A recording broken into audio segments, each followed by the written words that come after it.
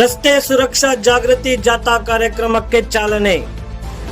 Police ಇಲಾಖೆ, ಜನತಾ ವಿದ್ಯಾಲಯ ಶಿಕ್ಷಣ ಸಂಸ್ಥೆ ಮತ್ತು ಧಾರವಾಡದ ಪ್ರೆಸ್ಟೀಜ್ ಶಿಕ್ಷಣ ಸಂಸ್ಥೆಯ ಸಂಯುಕ್ತ ಆಶ್ರಯದಲ್ಲಿ ಆಯೋಜಿಸಲಾಗಿದ್ದ ರಸ್ತೆ ಸುರಕ್ಷತಾ ಜಾಗೃತಿ ಜಾಥಾ ಕಾರ್ಯಕ್ರಮಕ್ಕೆ ಇಂದು ಬೆಳಿಗ್ಗೆ ಡಿವೈಎಸ್ಪಿ ಶಿವಾನಂದ್ ಮದರ್ಕಂಡಿ ಅವರು ನಗರದ ಜನತಾ ವಿದ್ಯಾಲಯದ ಪ್ರವೇಶ ದ್ವಾರದಲ್ಲಿ ಚಾಲನೆಯನ್ನು ನೀಡಿದರು.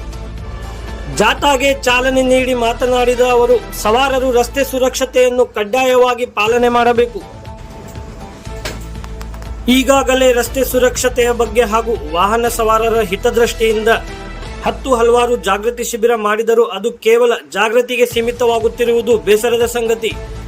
ನಿಷೇಧಿತ ಸ್ಥಳಗಳಲ್ಲಿ ವಾಹನ ನಿಲುಗಡೆ, 18 ವರ್ಷದೊಳಗೆ ಇರುವ ಮಕ್ಕಳಿಗೆ ವಾಹನ ನೀಡುವುದು, ಹೆಲ್ಮೆಟ್ ಇಲ್ಲದೆ ವಾಹನದಲ್ಲಿ ಸಂಚರಿಸುವುದು, ಸರಿಯಾದ ದಾಖಲಾತಿ ಇಲ್ಲದೆ ವಾಹನ ಚಲಾಯಿಸುವುದು ಅಪರಾಧವಾಗಿದೆ.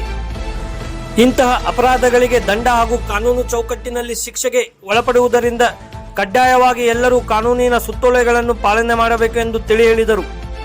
ಈ ಸಂದರ್ಭದಲ್ಲಿ ನಗರ ಠಾಣೆಯ PSI ಕಿರಣ್ ಪಾಟೀಲ್, ಜನತಾ ವಿದ್ಯಾಲಯ ಶಿಕ್ಷಣ ಸಂಸ್ಥೆಯ ಆಡಳಿತ ಅಧಿಕಾರಿ ರಿಟೈರ್ಡ್ ಐಎಎಸ್, ಜನತಾ ವಿದ್ಯಾಲಯ PU ಕಾಲೇಜಿನ ಪ್ರಾಚಾರ್ಯರಾದ ಅಮೃತ್ ರಾಮರಥ್, ಧಾರವಾಡದ ಪ್ರೆಸ್ಟೀಜ್ ಶಿಕ್ಷಣ ಸಂಸ್ಥೆಯ ಅಧ್ಯಕ್ಷರಾದ ರಾಘವೇಂದ್ರ ಆನೆಗುಂದಿ, ಶಿಕ್ಷಕರು ಹಾಗೂ ವಿದ್ಯಾರ್ಥಿಗಳು ಮತ್ತು ನಗರ ಠಾಣೆಯ ಪೊಲೀಸರು ಉಪಸ್ಥಿತರಿದ್ದು ಜಾಥಾದಲ್ಲಿ ಭಾಗವಹಿಸಿದರು.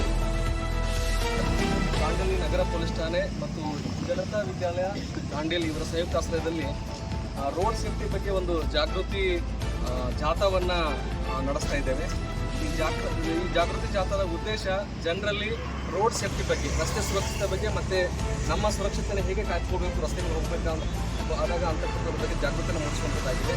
ಇವತ್ತಿನ ದಿನಮಾನಗಳಲ್ಲಿ ರಸ್ತೆ ಸುರಕ್ಷತೆ ಅನ್ನೋದು ಈಸ್ ಆಫ್ ಗ್ರೇಟ್ ಇಂಪಾರ್ಟೆನ್ಸ್. ಯಾಕಂದರೆ ಪ್ರತಿ ದಿವಸ ನಾವು ನೋಡ್ತಾ ಇದ್ದೀವಿ, ಅದೇ ಪೊಲೀಸ್ ಆಗಿ ಪ್ರತಿ ದಿವಸ ಆಕ್ಸಿಡೆಂಟ್ಗಳು ಆಗ್ತಾ ಇದ್ದಾವೆ.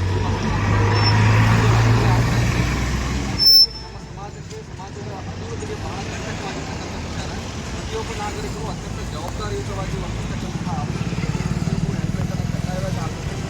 ಪ್ರತಿಯೊಬ್ಬರು ರಸ್ತೆ ನಿಯಮಗಳನ್ನು, ಸುರಕ್ಷತಾ ನಿಯಮಗಳನ್ನು ತಿಳ್ಕೋಬೇಕು. ರೆಕ್ಲೆಸ್, ನೆಗ್ಲಿಜೆಂಟ್ ಡ್ರೈವಿಂಗನ್ನು ಯಾವುದೇ ಕಾರಣಕ್ಕೂ ಮಾಡಬಾರ್ದು. ಸ್ಪೀಡ್ ಲಿಮಿಟ್ ಮೇಲೆ ತುಂಬ ಕಂಟ್ರೋಲ್ ಕೊಟ್ಕೊಳ್ಬೇಕು. ಈ ಸಂದರ್ಭದಲ್ಲಿ ಬೆಳೀಬೇಕು. ನಾನು ಪ್ರತಿಯೊಬ್ಬ ನಾಗರಿಕ ಇಲ್ಲಿ ಪ್ರತಿ ರಸ್ತೆ ಸುರಕ್ಷತೆಯ ಸೈನಿಕನಾಗಿ ತನ್ನ ಮನೆಯಲ್ಲಿ ತನ್ನವರಿಗೆ ಕಾಯ್ತಾ ಇರತಕ್ಕಂತಹ ಜನರಿಗೆ, ನನ್ನ ಕುಟುಂಬದವ್ರನ್ನ ಸೇಫ್ ಆಗಿ ರೀಚ್ ಆಗಲಿ ಅಂತಕ್ಕಂಥದ್ದು ನಮ್ಮ ಉದ್ದೇಶ. ಎಲ್ರಿಗೂ ಒಳ್ಳೆಯದಾಗಲಿ. ಈ ಜಾಗೃತಿ ಜಾಥಾ ಸಕ್ಸಸ್ಫುಲ್ ಆಗಲಿ ಅಂತ ಆಶಿಸ್ತೇನೆ ನಾನು. ಧನ್ಯವಾದ.